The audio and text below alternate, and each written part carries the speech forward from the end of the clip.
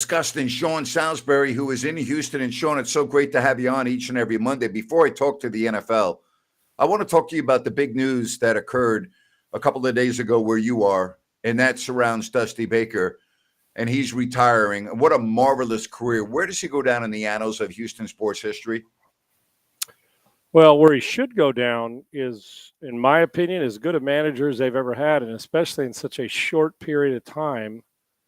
4 years, 4 ALCSs, 2 World Series, wins one, and was close and got to within 9 innings of getting to another World Series. And, and considering the COVID, and he took over when they needed somebody in the most desperate of times coming out of the scandal to give a soft landing and still be a great manager where people would respond to. And there's no classier guy in baseball. Everybody loves him. And I hope that he's remembered here. His legacy is one of phenomenal. My whole show last Friday, Grant, was a Dusty Baker town hall, is what I called it on my morning show. And for 4 hours, the majority of the callers called in thanking Dusty Baker for what he did and what he meant and the impact he made. So the majority of people who understand baseball, I'm not talking about the lineup changes that we don't like. People in every city go through that with their manager.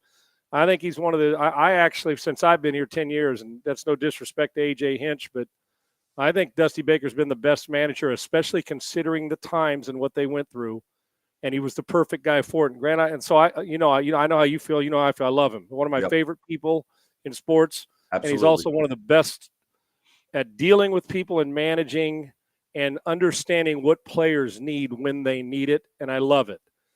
I'm going to tell you something. When he made that press conference, he said, I'm retiring from managing in Houston. Mm-hmm. If that door is still slightly open, you know who, Grant, if I'm the San Diego Padres, the Anaheim Angels, or one of the others, if I'm the Padres and they are not going to fire sale and trade Soto and keep Machado and try to put it this way. If you're looking for a guy to come in and take all those egos and mesh them with that talent, oh boy, Dusty Baker's a guy, and you're right back at a World Series caliber team. To me, I would, without question, call him and try to convince him not to be full-time. I would. Yep. And give a 2-year, $10 million deal. Say, Dusty, come fix this. If they're smart, they should at least inquire, because if you're looking for a bridge to soften that blow where we got these guys want this and he's the perfect guy for it. I love him. And I couldn't be more proud of what he did, and one of the best people on the planet. And he got that ring, and that mattered, I know, to him, but it mattered to a lot of people in baseball that care about him. Very well said. Let's move to the NFL. It was not that long ago you and I were asking if there were a better team in the NFL than the San Francisco 49ers. They've now lost 3 straight. I mean, Purdy is turning the ball over. Defensively, they can't get off the field. And I got to tell you, Nick Bosa looks invisible to me. What the hell's happened to this team? It's shocking to me. It really is. And when it says pump the brakes on Brock Purdy, I'm not pumping the brakes on him. He's still a good player. Now, if we're just looking at numbers, if you're going to tell me Prescott's numbers and Cousins' numbers, guy, and that made me sick to my stomach, the way Cousins is playing to get that Achilles. But listen, guys, the reason why, put it this way, did we have the same energy for Brock Purdy after his first few games that we do for Will Levis after his first game? Great point. I don't think so. And you want to know why? Last pick of the draft, not a big, strong, physical guy coming out of the draft. And congrats to Will Levis. But, oh, man, the guy can throw it. He can rip it. And so we're intrigued with this stuff. Pump the brakes, yes, they got to get better. But Purdy, if you're just looking at the numbers, the numbers are still, I mean, he had a high percentage completion yesterday. They couldn't stop Burrow and that offense, which we knew of it. That was my Super Bowl, those 2 teams you saw yesterday. Yep. And I'm not willing now, like I said, we're still in the infancy, a year and a quarter into his career in Purdy. So pump the brakes. My thing was, I thought he was getting better every week. The key is he never turns it over. Yep. And he's missing a few simple plays, and he has turned it over. So a couple games where he hasn't played. Last week, Brock Purdy played well against the Vikings. They couldn't stop anybody. And they and yesterday against Cincinnati, numbers were fine. But when you he threw 2 picks, I think, Grant, yesterday. Yes, 2 picks and a fumble. Right, then he fumbled one. So it's uncharacteristic for him to do something he hasn't done since he's been there, and that's turn the ball over, which I thought there was a bigger margin for error with that defense and those weapons, but it's obvious that you're right. Bosa is not getting to the quarterback, and they're not getting off the field. And when you play Burrow in that group, it's tough. So I'm not pumping the brakes on Brock Purdy being a really good player, but because we have to do this for every guy that's been in this league. I'll pump the brakes, of course, because I'm not putting him in the Hall of Fame yet, but Brock Purdy is still a really good player. The 49ers got more issues than just Brock Purdy, and it's real evident right now. I'm shocked at the way they play. I'm not shocked Cincinnati beat them, but they haven't looked real efficient for 3 straight weeks, and Cleveland was the start of it bad because they played poorly against them. Well, I know the head coach that's in your city coaching the Texans, is sorely missed right now in San Francisco. No because doubt about this defense doesn't look anything like the defense that we saw last year. It's a hell of a point. And Grant, even though they got beat yesterday, they only gave up 15 points. They couldn't score in the red zone. And that's right. I warned people, Grant, on my show. I said, listen, because there was a lot of Astros talk during the week. I said, just for the Texans, I said 0-6 teams are dangerous for one reason: they're humiliated. Yeah. 2 is they are grown men that are embarrassed, and nobody likes to be embarrassed because they haven't won a game. And at some point, Bryce Young's going to play decent football. Switch the play calling. He was hit a 4th and 2 play. And they looked a little, and I said, when you come out of a bye week, you can't wait against 0-6. And if it's the 4th quarter and you allow a team to be within 1 score late that's not as good as you one stupid possession and they win the game. And it happened yesterday, and the Texans did not look like a team that was in the division hunt. Jacksonville extended that, but their defense was as good. They sacked him 6 times. And if you want to question Bryce Young's toughness, I've seen that guy get hit more than anybody in the league this year so far starting out, and he keeps getting up. So, no, those can't continue. So, kudos to him for hanging in there and finally getting his first win. And the Texans did not show up offensively. They looked awfully passive as opposed to aggressive. Speaking of passive, that's the way the Kansas City Chiefs looked. I mean, Mahomes turned the ball over, and that's the reality in the NFL. There's not a big separation, as you well know, between the best team in the NFL and the bottom tiers team in the NFL. And when you give a team an extra 3 or 4 possessions because you're careless with the football, very often you're going to lose. And we saw that in Denver yesterday. I got to give the Broncos credit. I thought they were kind of dead in the water, but they played very well, and the Chiefs played very poorly. Grant, in the betting world yesterday, I took Jacksonville at Pittsburgh, and I took the Bengals to cover the spread, even though I thought the 49ers would stay close and win it. And I took Carolina in the game as well. And then you mentioned, why am I losing my mind? Who'd we just say? The game you just brought up. Well, I was talking about the Chiefs and the Broncos. Yeah, the Chiefs. I took the Broncos as well. Wow. To be inside that on the road, set up bad weather, Mahomes going through it. And at some point, the clunker was going to kick in, right? Grant, you just didn't know when. And speaking of being embarrassed with the way they've done, and they're still a long ways away on offense, and it wasn't a pat on the back because I missed plenty. Sometimes you get a little lucky on betting. And it just felt like some of those spreads were misguided yesterday. And Denver was going to hang in eventually. And Kansas City, I still think that they are missing something, Grant, offensively. I do. I know Mahomes could do it. They don't feel as explosive. They feel like they grind more on offense than they've had to. Does that make sense? Yes. It just feels that way. Yep. I honestly don't know who the best team in the NFL. Maybe Philly, maybe Baltimore, but I know Cincinnati's getting better. We know Buffalo's got ups and downs. Kansas City, Detroit, who we're going to see tonight. It is really the top 10 teams. The Cowboys can beat Philly right now. That's right. And Philly can beat the Cowboys. I can tell you right now, the Bengals can go beat Buffalo and can handle the Chiefs. Yet early in the season, we look like the Chiefs. The Bengals couldn't beat you and me. So it is a weird season, and it's not overly quality football at times. But if you're physical and your quarterback protects the ball, you'll be in every game. I think what you're trying to say is there is really no great team in the NFL. And as I said, the difference between the top tier teams and the not so top tier teams right now is very, very slim. And that's why these power rankings, I don't pay attention to any of this crap. It really doesn't matter who the best team in the NFL is in October or November. I've always thought the key is to be playing well at the end of the season, getting into the postseason, whether you're a divisional winner or a wild card, it doesn't seem to matter anymore. And having some momentum and more than anything else, having health. Again, you look at the first month of the season, everyone was raving about San Francisco. Here we are at the end of the second month of the season. They don't look like they can win a game. What did we say about Dallas after they got humiliated in San Francisco? Oh, really? They're not that good. Well, did you watch them play yesterday? Philadelphia has not looked great in many of their games this year. We can name all the top teams, Sean, and they all pretty much have the same narrative. look pretty good on some Sundays, don't really look good on other Sundays. That's where we're at right now in the No NFL. doubt. And remember after that opening game with the Dolphins offense against the Chargers, we're like, Yep. well, what in the world's up with this team? Look at Buffalo after they dismantled Miami at home. That's exactly right. Miami hammered, goes in there and scores almost 50 against them, and we think, well, that team can score on anybody. Then they get smoked by Buffalo, and you're like, well, what's happening? You feel like physical teams can go in and knock Miami around a little bit. And then I look at Baltimore, and Arizona hung around for the majority of the game on a Baltimore team that's really complete. And then Seattle, who's starting to rise up, and I'm thinking, no Deshaun Watson, P.J. Walker kept them within a touchdown. They got Leonard Williams from the Giants. What a great pickup that is for them to solidify their defensive line. It's a friggin' monster pick. Yes, it is a monster pickup, Grant. So that you're exactly right. I mean, I right now don't know if the 10th team's better. Like I said, if you're Jacksonville, why can't we consider you the best team in the AFC? I mean, you got to be one of them.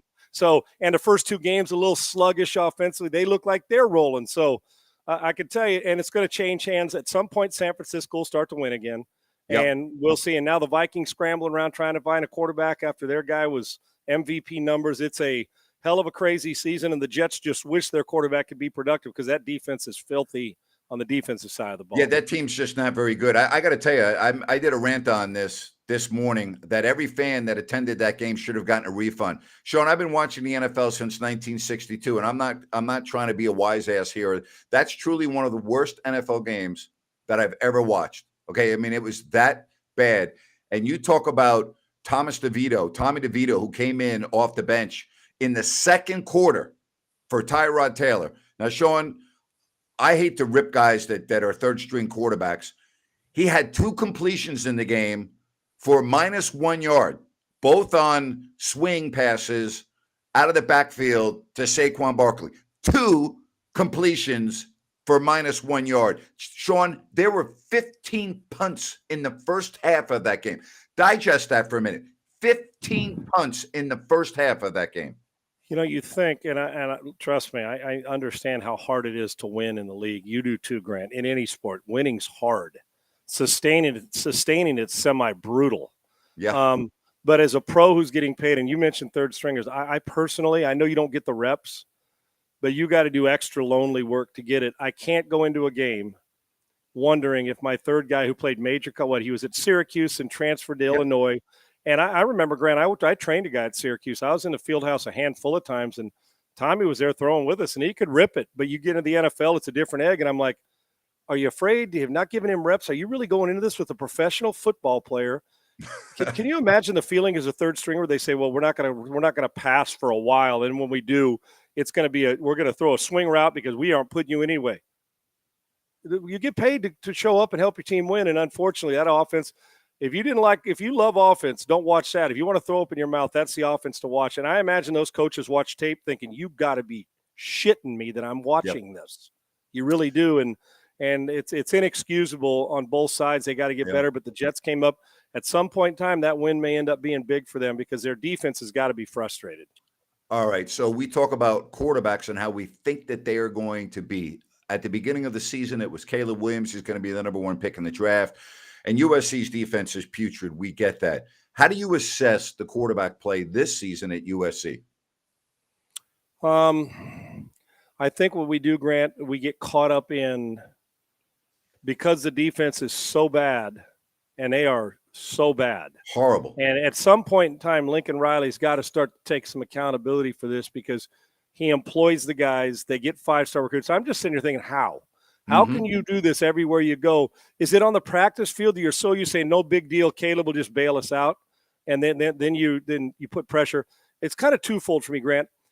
I don't feel as confident right now with Caleb as I did last year at this time, but I still think he's going to be the first pick of the draft. And yes, he will. I'm not sure that Lincoln Riley isn't going to be at least considering what goes on as they move to the Big Ten. Because if you're not physical in the Big Ten, you're getting your ass kicked next year. I'm just telling you. Oh, boy. It's like playing Utah every friggin' week at the line of scrimmage is what it's like. Not saying there's not good linemen, but, spreading it out and doing all that. I love Caleb Williams. I think he's a monster. But what happens is because their defense is so bad, in truth, Grant, now I want you to remove him from that team, and then you tell me how good USC is. They're a bottom. Arizona would be better. Cal proved that they had him on the ropes. boy. If they didn't kick for the extra point and played longer, they may have won the damn game. So he's dressed in a phone booth. So I think it's good. The Pac-12 quarterbacking's been good. Penix has backed off a little bit. He had good numbers, but he's not playing as well as he was. Bo Nix is a good player. We know that. They've got players. The problem is that defense for a couple of those teams is so friggin' awful, and in particular USC, they're not done losing, man, because their defense will not allow them, Grant, to do it. And if they don't, and if you want to see what defense looks like, wait till UCLA comes a knocking on the Trojans' door. Oh boy. And starts knocking you around. It's like, oh hell. And Chip loves this stuff. So I think the quarterback's played pretty damn well. He's not going to win the Heisman, but he probably still will be the first pick because he's such a special talent. But you can't score 50 a week or 45 a week, Grant, and still have to make a last second score to win a game. That's just too much to ask your quarterback to do. And Lincoln does it every week. It's way too much. Give me the latest on Pro Sports Fans and how the app's going. Awesome. It's pretty cool from peer-to-peer betting. The next stage is the gambling part of it. But Grant, it's so nice when you turn that app on Sunday and every single NFL game is covered. Then you tune in the NBA and we got those guys, Sacramento Kings with you and Ryan covering it. I take a lot of pride in it because when you build something from the ground up, it's like, and look how good this talent is and look how opinionated they are. Fans are starting to roll. And now, Grant, companies from the outside are contacting us, which, when you build it, you still got to go chase, right? Hell, you're doing elbow grease and sweat equity, and you'll continue to do that to build a good company. So I take pride in it, and it's a grind, but I am so proud of watching all our talent do this and seeing the fans start to say, well, wait a minute, what is this? So we're taking it to a different level, and to give fans a seat at the table and to have fan empowerment on this app means a lot to me. It's been going well. Thank you. You're awesome. Have a great week, my friend, and we'll talk to you next week. Thanks, folks. It's a free app. Go to Pro Sports Fans. It's PSF in the App Store. Go get it and see why we believe this is the best fan-friendly app in the country and fan engagement app. Thanks, Grant. I appreciate you, brother. Have a good one. You too. That's Sean Salisbury. Good stuff each and every Monday. And I want to tell you that New Works Plumbing is always there for you 24/7 for your plumbing needs and repairs. Just go to sackserviceplumbing.com or call the number on your screen. That's New Works Plumbing. They've got a fix for you. I wish they had a fix for De'Aaron Fox's ankle, a moderate ankle sprain, Rhino. He will not play Wednesday, and I don't know when he's going to be back on the floor. But he's the one player the Kings just cannot afford to lose, and they're going to have some issues waiting until he returns. Well, it's going to change what they do on, excuse me, Grant, change what they do on the offensive end of things. I mean, De'Aaron is the stir that draws, or straws, or excuse me. The straw that stirs the drink. Thank you. I had a little something going there. But yeah, De'Aaron, it starts with him. And it's an injury that he's going to have to, and in my opinion, the Kings are going to have to be conservative with. And in this stretch of basketball coming up, I think it's doable for the Kings. I mean, there are some games that are going to be difficult, but there's also ones that they should win even without Fox if they bring their A game. Yeah, Wednesday's not one of them. No. They that's a game that you just wish De'Aaron was going to be in there for, especially the way that the Warriors came into Golden One Center. But everybody else will have to step up. Yeah, absolutely. All right, so let's talk about the Lakers game. I thought the Kings, let it slip away at the end and then rebounded in overtime. The Lakers ended regulation on a 9-2 run. And then the Kings, despite, the ankle with Fox in overtime, no Sabonis, who had fouled that with 3 minutes left in regulation. They found a way to win that game. That's a big win. You do not want any type of a slide early in a season against teams that are going to be in your neighborhood come playoff time. Yeah, it's a huge win. And some of the things that were the topics of conversation coming in, like Kevin Huerter, what's he going to do? We got some answers for a game, and now it's something to build on. So, you know what? It's a good win for them to get their feet wet at home, but now it's time to build on that win because this is not going to be a season where we celebrate after a big win. You got to move on to the next one. You got to have that one game at a time mentality. All right, it's going to be very interesting to see how Mike Brown works the point guard rotation. And will Davion Mitchell be able to not only defend, but add some offense, especially against the Warriors? You're just not going to beat the Warriors with a point guard that doesn't score. I don't care what else is happening on the floor. That you are not beating the Golden State Warriors if your point guard does not have some offensive production. Yeah, Grant, I've been trying to wrap my mind around this and what Mike Brown's going to do. And Davion Mitchell is the obvious guy to step in for De'Aaron Fox. But, you already take the offense away from De'Aaron. You bring in Davion, not much offense there. You have a Kevin Herter who has struggled. He had a good game last night, but you don't know if he's going to show up again. And then the inconsistency with Barnes, with Keegan Murray. I mean, those are the guys that are going to have to step in. So it's going to be an interesting puzzle that Mike Brown's going to have to find the right piece to finish. Hey, folks, don't forget about Bennett's 3 locations, including their newest one at Bennett's Westside Grill in Rockland. Go to the Blue Oaks Town Center, and you will love it. Go to bennettsrestaurants.com, check out the menu, make a reservation. They have happy hour specials, their weekend brunch, their weekend prime rib, 60 different types of wine available by the glass. Just go to bennettsrestaurants.com. Sacramento and Golden State coming up for you, pre, half, and post-game shows right here on If You Don't Like That. I want to get to football real quickly. I got to tell you, you just picked up one heck of a defensive lineman from the New York Giants for a couple of draft picks in Leonard Williams. He's the real freaking deal. He just made your defense a lot better. And guess what? I know they haven't played the same total of games, but the Seahawks right now are in first place in the NFC West. Yeah, don't look now. I mean, that's when Seattle starts to struggle. But Leonard Williams, talk about a huge pickup in Seattle. Huge. When traditionally when Seattle's been good, Grant, what has bolstered that team? The defense, the speed, the defensive line. So I have all the faith in the world he will integrate very well with that system that Pete Carroll runs up there. And it's time for the Seahawks to really kick it into next year. They've got the 2 games coming up with the Niners in 3 weeks, not too far down the future. And, Geno Smith continues to play well, but I do have to be a little critical of the Seahawks because just like the Kings, the Seahawks are not finishing. There's been 2 or 3 games, specifically this last weekend, that should have been couple touchdown games, but they just don't slam the door shut. Yeah. The one thing about Pete Carroll's teams, they're relevant. They don't go through prolonged bad stretches for the most part. I've always respected how they bounce back from losses. I respect how they play on the road, particularly in the Eastern time zone. There's a lot to like, though, about the Seahawks. They're a very, very tough out. All right, game tonight, Raiders-Lions. Lions are coming off that horrible loss. They've had time to think about it. I'd be surprised if the Lions don't beat the Raiders tonight. If I was the Raiders, I don't know that I'd even get off the bus. Detroit has been absolutely starving for some primetime spotlight. They are over the moon about this football team. That building's going to be rocking, and I just don't think the Raiders have really any chance if a mediocre version of the Lions show up tonight. Yeah, we did to get this one. The Seahawks will have a tough one in Baltimore. Baltimore may be the best team in the AFC. You're exactly right, Don't discount Cincinnati. We talk about I know. We talk about the NFC West. They just ran through the entire NFC West. That's right. So, with Baltimore, it's always going to be one of those Jim Harbaugh tough-nosed teams. Is that Pete Carroll?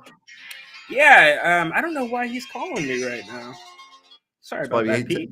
Tell Napier he's damn right. We are damn good. Yeah, I will do that. It's hard to hear him, though. He's always chewing so much gum. Yeah, I know. But all right, so the Seahawks, we get a call to Rhino from Pete Carroll in the middle of the show. That's big time. We don't mess around. Nice shirt, by the way. Thank you. Yeah, I'm trying to figure out who this model is. Good-looking guy. Oh, let's not get carried away. We will have some new merch coming out in a couple of weeks, so I'm excited to announce that on the shop. You can go to grantnapier.com, or if you don't like that, .com, if you ever want to check out my website. But again, we will be having some merch available here in a couple of weeks. And again, if you go to if you don't like that.com, you can check out my website. I also want to tell you about CalusaSunrise.com. All right. This is a project by Blazona Development. Blazona Development has this going on right now in Calusa Sunrise Landing. And when I say it's going on, this is going to be several phases.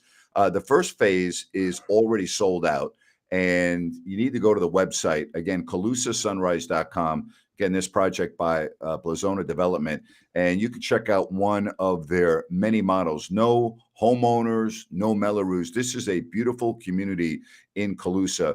So go to CalusaSunrise.com and check out Sunrise Landing, again, by Blazona Development. And you will see some beautiful, beautiful homes available to you in Calusa. All right, some final thoughts, sir? You know what? I think that the Kings, like you said on the post-game show last night, would you take 2-1 to start the season? Absolutely. Yeah. You know, we've talked about De'Aaron and what they'd look like without him. They're going to get a taste of it. Yeah. And I prefer this to happen earlier in the season rather than later. And let's hope that there's no lingering effects long-term for De'Aaron.